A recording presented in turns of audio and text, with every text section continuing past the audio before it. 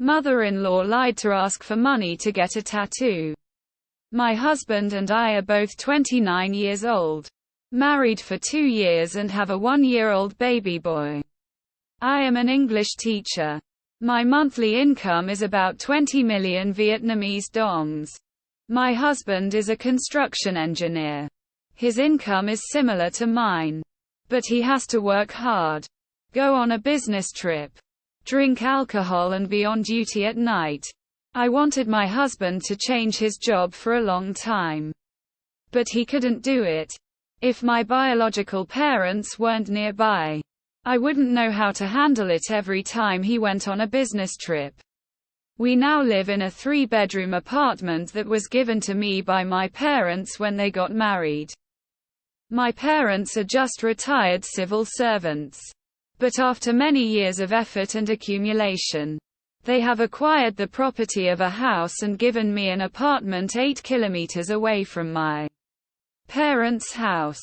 The house is anchored, so every day I send my children to my parents to look after. Grandparents take it as joy, and when my husband goes on a business trip, mother and daughter also eat and sleep at my grandmother's house. My husband also has a good relationship with his wife's parents. However, there are many problems stemming from his family's side. Her parents-in-law divorced 10 years ago. Both of them live happily. So despite having a good foundation, their family is not well off, without a pension or income. Every month we send to both sides 12 million dong each, i.e. father-in-law 6 million dong and mother-in-law 6 million dong. Husband and wife. That number is not enough. She lied many times to ask for more money. Once, my mother asked my husband for 2 million dong to pay for her daughter's school. Then I learned that she used that money to get tattooed. When I fell in love with him, I only saw a young mother-in-law.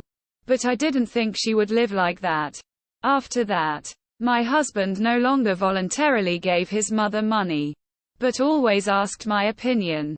My feelings for my mother-in-law are also gone. Her brother-in-law decided not to go to university. According to her mother-in-law, we spent 30 million dong for her to study cosmetology in Hanoi.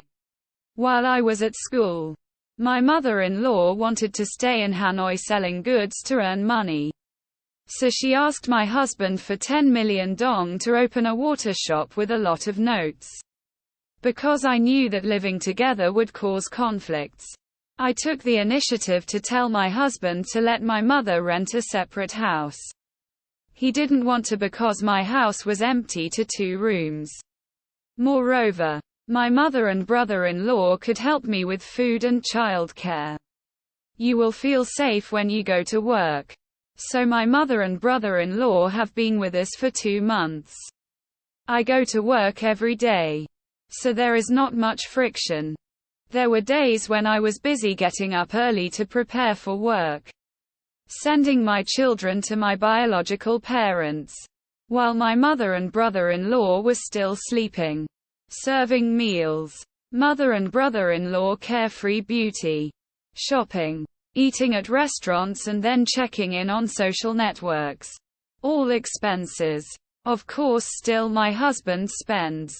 I was depressed, but I thought my mother and sister were only staying for a few months, so I tried to bear it.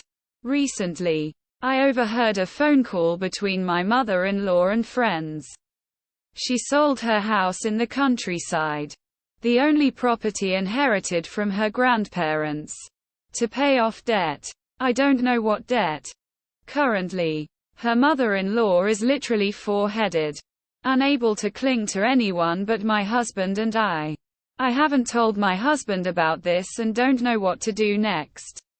I kept subconsciously comparing my mother-in-law and my parents and then felt disappointed and resentful when my parents were still living frugally, did not receive money from their children or used that money to buy gifts for their grandchildren, while mother-in-law was in the house.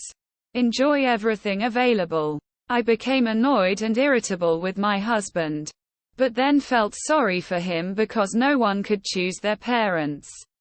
I am also not satisfied when my husband does not want to change the construction profession. I feel that because his parents-in-law are worried. He has a dependent mentality. Wants to leave his wife and children to his grandparents, while he goes away and pampers his birth mother. Sometimes I think if there was economic pressure, would he be determined to do the job with such a disproportionate salary? Please give me some advice to solve this problem.